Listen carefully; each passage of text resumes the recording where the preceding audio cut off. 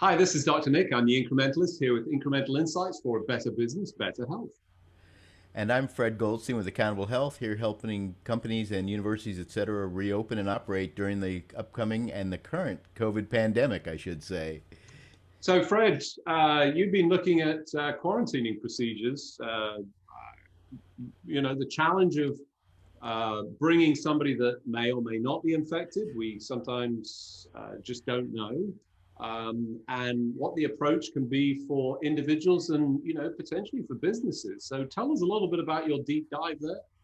Absolutely. And before I do, the reason I said upcoming is we're seeing this sudden trend of rates going up across the country, is particularly here in Florida, but I noticed this morning some new articles about a number of states exceeding the 10% infection rate. So obviously, the upcoming couple of weeks and months are going to be very difficult. But in terms of quarantine, as you may recall, back in the spring, I had actually, my son came down from New York when Florida had a mandatory quarantine for individuals coming in. And so we quickly learned sort of how to do this and set it up. And at that time, the issue really was more about transmission by contact and things like that. So we had him in a back bedroom and separate bathroom and all those things. And we did some unique things. One of the things we did is we asked him to come in by himself, go to the back door, enter the room, and never come through the house. So obviously, if you have a back door, a way to get into that room, a great way to do it. We also parked the car for a number of days and made sure we didn't use it and put it someplace where we didn't need to move it. And then we loaded him up with the food and the safety things and plastic bags and extra trash bags, microwave, and a refrigerator. Now, as things have changed and we're looking at this from more of an aerosolized perspective and this thing spreading via those mechanisms, we've had to make a couple of adjustments as we start thinking about what do you do when you aerosolize this virus and how do you deal with that. So in this case, obviously, we've learned a lot about MERV 13 and filters. So one of the things you would probably want to do is look at your filtration system in your house. Is it up to a MERV 13 standard? Could it handle that kind of a filter? And maybe you put that in for the period of time that a person is in your house being quarantined. The other thing is, what sort of airflow do you have coming out of the room that you have them quarantining in? In an older home, you might have more space below the door to let the airflow out. You might have, in newer homes, obviously the bathrooms vent up through some things and usually vent to outside the house, but in an older home, it may vent right up into your attic. Does that create an opportunity for that air to then flow to another area and come back into your house somewhere? So all of these things are things you should consider as you look to quarantine somebody, as well as looking at HEPA filters and possibly adding a couple of those around the house.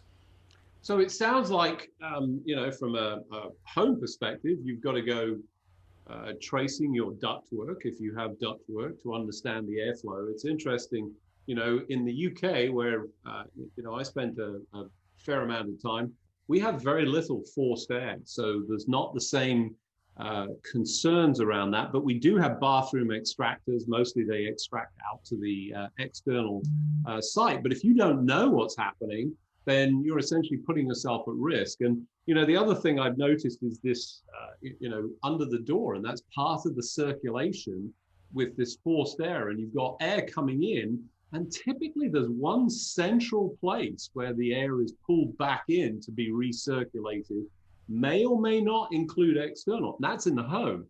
When it comes to the businesses, I imagine that, first of all, you probably have HVAC folks that you would call in, but you need to understand that duct flow. I mean, this is experience and understanding that people have never had to even think about. You didn't care where the exhaust went from your bathroom unless you were smelling things, and then you cared a lot.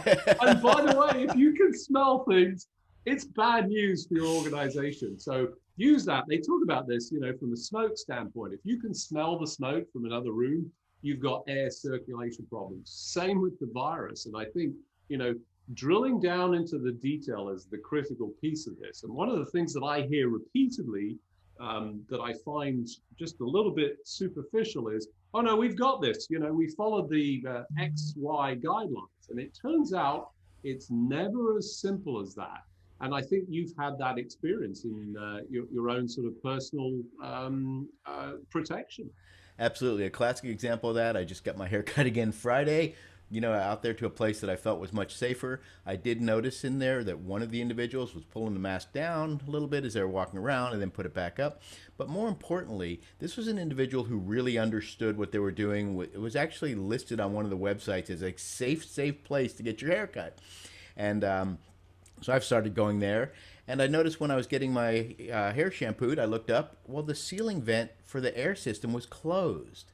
So there wasn't any air coming back into the back portion of this space. And as I talked to him, I mentioned that to him and said, you may want to open that. You may want to consider a HEPA filter. And I said, do you know also that outdoor air is really good if you can open that up?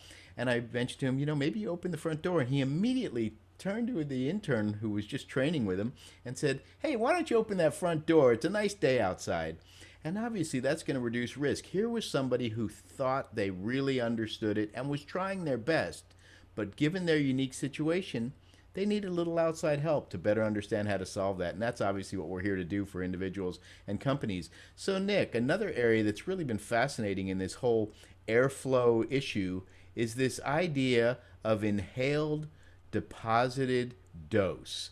Can you explain what that is and why it's relevant? So I think what's really interesting is that, this is not a new concept. It's something that's been studied. We've got good sort of insights. There's essentially a formula that talks about it, talks about essentially the amount going in. So, the exposure and how much you're releasing. There are factors that influence that. Heavy breathing, if you're exercising, you're pushing out more. And then, what's diluting it? And one of the things, and I think this is what really came out for me, is the incredible importance of dilution of virus. And we don't know that it's a straight line dose response, but it's a fair assessment that the more virus you're exposed to, the more likely you are to get it. So anything that reduces that.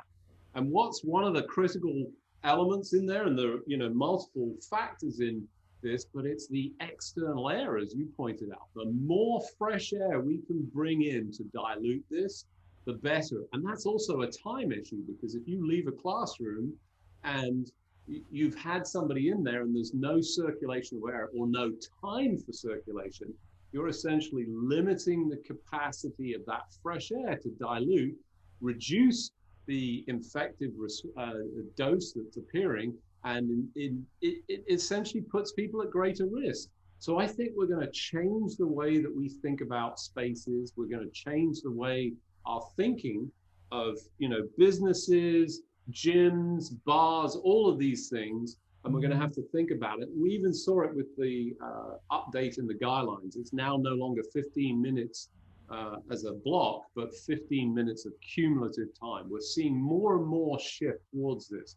And if you want to understand that, you need better than average help that really understands how to apply all of these rules and mitigate that in your personal circumstance. And I think that's where the difference comes and where we try and provide additional value.